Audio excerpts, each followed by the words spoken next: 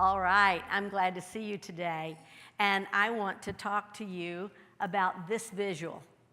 I have actually trademarked this visual, and I developed it in trying to help people that I was working with understand how to be the best business they can be. So what you'll see on this visual is you'll see that I have revenue success. And I have elements of people, process, and technology bound by a band of governance. And so we have this nice little Venn diagram, and we have perfect symmetry. And when that occurs in an organization, you will maximize revenue. But you get a whole lot more than just maximizing revenue. So let's talk about this a little bit. And let's talk about the people in an organization. I know that most of you who are here are people who already do a really good job. You already know about people. You know about your business. You're here. That means that you're lifelong learners. And that's a good thing. But can you honestly say that unequivocally that you're maximizing revenue in your organization? Probably not. So what I'm going to say is this is the formula. This is the formula for making that happen. And so when we talk about the people, and I will also say that this is going to work across industries. It's going to work in universities. It's going to work for somebody selling used cars. It's going to work in a multi-million-dollar business or billion. It's going to work anywhere because everybody in every business struggles with these elements. Your people, it has been said, and I believe, are the strongest asset that any organization has. I believe that. We all know we have to have the right people in the right place at the right time, doing the right thing to maximize our business. How do we know who the right people are? How are you hiring people? Are you or is your HR department using behavioral interviewing? Are you hiring people based on the knowledge of what is needed in a particular role? Are you hiring those people that come in and seem nice and you just relate to? How's that working? Because if you're not using behavioral interviewing, then perhaps you're not getting exactly the best people for the right spot. Now, there's another thing that we need to do, and that is your people need to share a unified philosophy. They need to have a common vision about your organization. Who are we? What do we do? Who do we want to buy our services or our product? And what is it that differentiates us from the organization that's down the road who's doing the same things we are, or at least that's what they claim? Why would they want to come to us instead of to them? And all of your people need to know and understand that. Also, the fact is we all want A-plus people. We all want people who, if we had to give them a grade, it would be A+, because they're the best employees that we can find. So let's just say you're lucky enough to hire A+ people. You've got to keep them. How do you keep them? How do you keep A+ people? By creating an environment that they want to live and work in.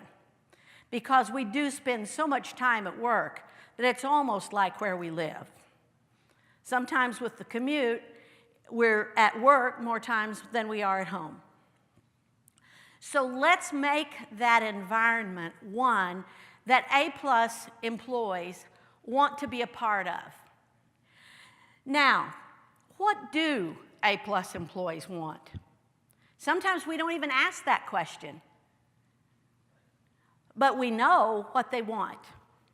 Now, they want good benefits, and they want fair compensation, and they want all the normal. But guess what else? A-plus people want more. They want to develop personally. They want to make sure that their knowledge, their skills, their abilities are utilized, and they want to be appreciated for the contribution that they give to the organization.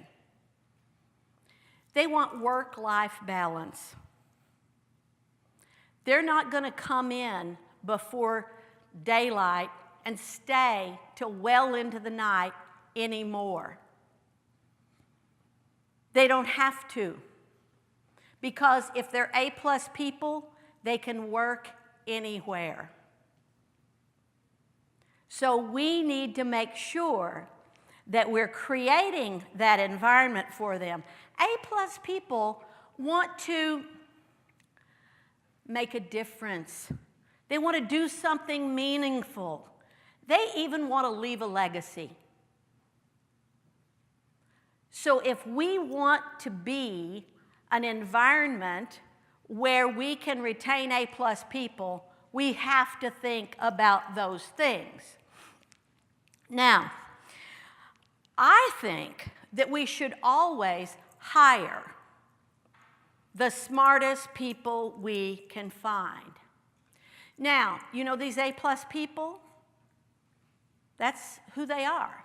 But let me tell you what else about A-plus people is the thing that will cause them to leave an organization sooner than any other reason is not that they didn't get a raise. Leadership, management, micromanagers instead of leaders. A-plus people want to fly, and they will. And they can, and they won't be held under the thumb of bad management. So what do they want more than anything to stay in an organization? And that is, they want to work for somebody that's a good leader, because a good leader will understand the environment that they want to live in and work in. So, hire the smartest people you can find. Train them. Turn them loose. Trust them. And follow up. Now, when you do all of those things with your people, you're going to come closer to maximizing revenue. And you're creating a wonderful place to work. Now, let's move to the next one and talk about process. You know, I said this would work for any industry. Well, obviously, processes are different from one industry to the next. But I don't know of an industry that doesn't have something that's akin to best practices. So everybody understands best practices. What are those best practices? And how do you get there? Well, when you are the leader, you need to make it your business to learn as much about the industry that you're in as you possibly can. You know, sometimes we see, just like that behavioral interviewing, why would we use that? Because the past is the best predictor of the future. Well, we know that we have somebody who has been very successful in one industry, and now they want to move into another industry.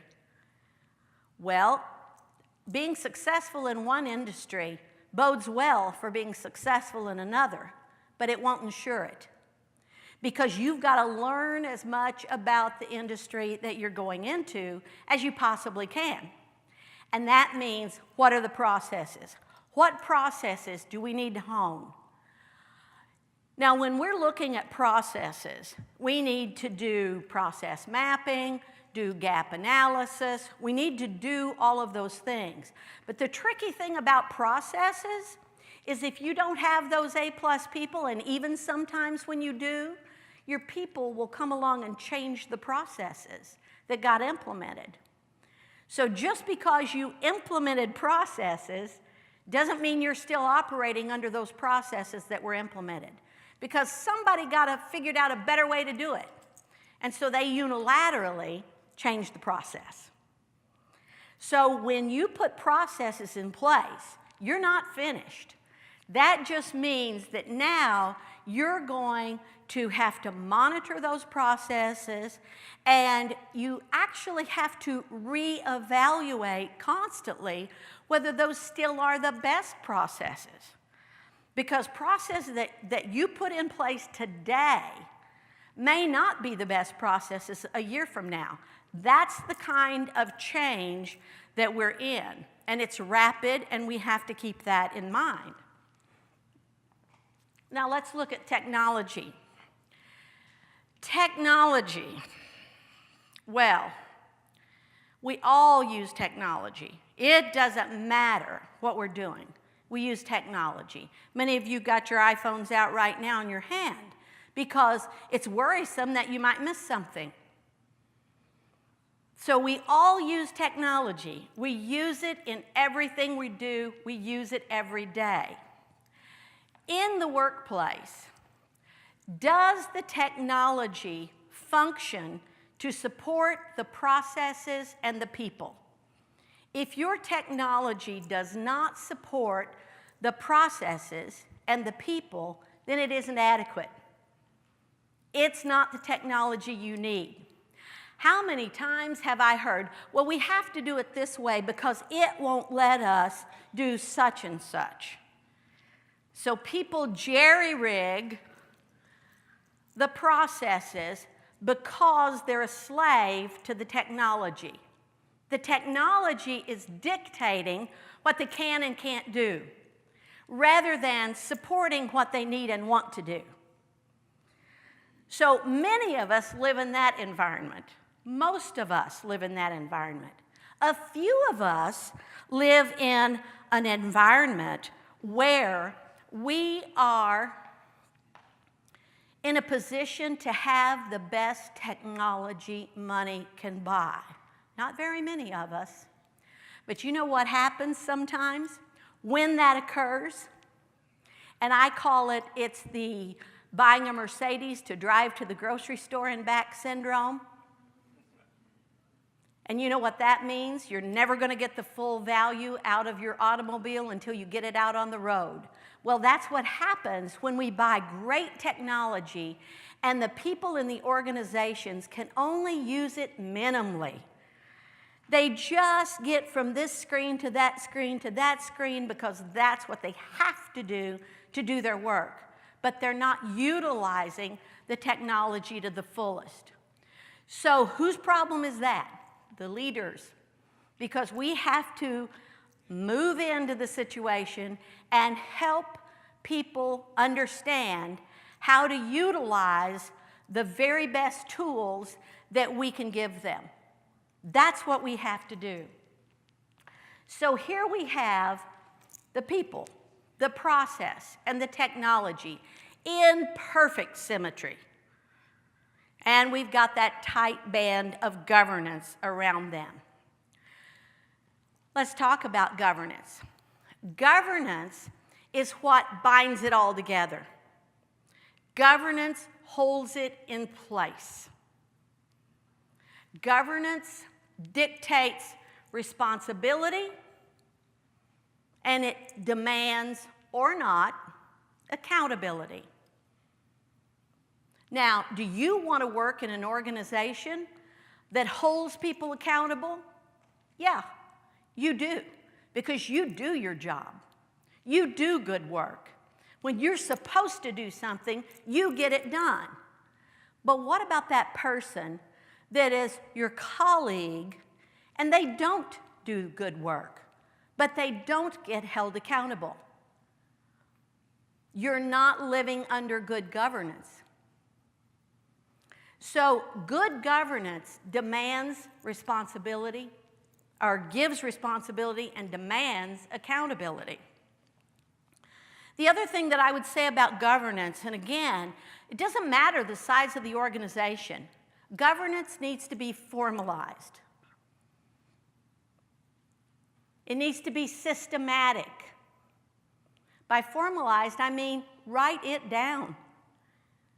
Have a manual. Who's in charge? What's possible? What's not? Systematic. We've got rules and regulations.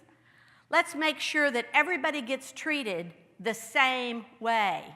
We want to treat people fairly. We don't want some people to be rewarded because they're the rule breakers, and sometimes that happens. Governance can dictate whether or not we have a good culture in an organization. And culture may be one of the most things about an organization, and that is completely and totally linked to governance. Because governance sets the parameters and makes the demands. Are we going to have an organization where professionalism is rewarded? Are we going to have an organization that respects all roles, that treats all people fairly, regardless of their salary? Do we have an organization that understands that it takes us all? Or do only the people at the top get the kudos? So governance is that piece that monitors culture, sets it, monitors it. Culture is an important piece in dictating how we communicate out to all the people in the organization. I'll bet you know of organizations where, or have known of organizations, you probably aren't there anymore, but have known of organizations where one or two people were always in the know. They were the people that always had the information first.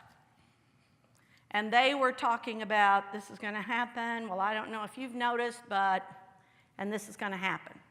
And so they were the people that were in the know, and they had the knowledge, and so knowledge is power.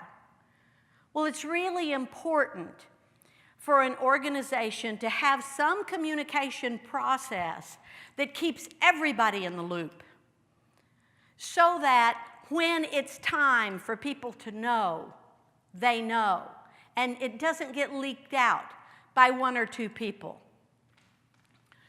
So in addition to communication, we have that empowering employees. Governance can make that decision. Are we going to empower our employees to be good decision makers?